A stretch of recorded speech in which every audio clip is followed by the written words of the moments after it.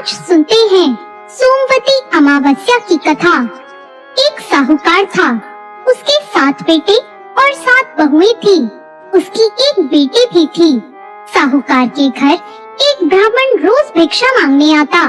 ब्राह्मण को साहूकार की बहू रोज भिक्षा देती तो वो ले लेता, लेकिन जब साहूकार की बेटी उसे भिक्षा देती तो वो उसकी बेटी से कहता, बेटी तू सुहागन तो है पर तेरे भाग्य में बहुत दुख लिखा है।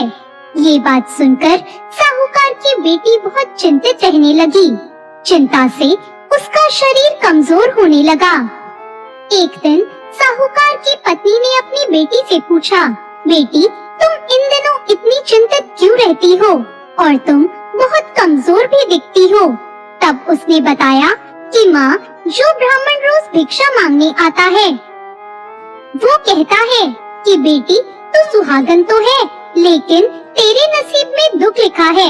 यह बात सुनकर जब उसने अपनी माँ को ये बताया तो माँ ने कहा, कल मैं भी सुनूंगी कि वो तुम्हें क्या कहता है। अगले दिन जब वो ब्राह्मण भिक्षा लेने आया तो उसकी माँ छुपकर बैठ गई। जब बेटी भिक्षा देने लगी तो फिर ब्राह्मण ने फिर से वही बात कही। इतनी बात सुनकर उसकी माँ बाहर आ गई और बोली, एक तो हम रोज तुम्हें भिक्षा देते हैं और ऊपर से तू हमें कोसता है। तब ब्राह्मण ने कहा, मैं इसे कोसता नहीं हूँ, जो सच है वही बोलता हूँ, जो इसके भाग्य में लिखा है वही कहता हूँ। माँ ने ब्राह्मण से कहा कि तुम्हें ये पता है कि इसके भाग्य में दुख लिखा है, तो बता दो ये दुख कैसे दूर होगा।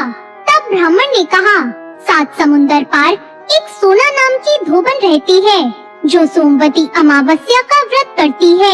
अगर वो अपने व्रत का फल तुम्हारी बेटी को दे दे तो इसका निवारण हो सकता है, नहीं तो विवाह होते ही इसके पति को सांप डस लेगा।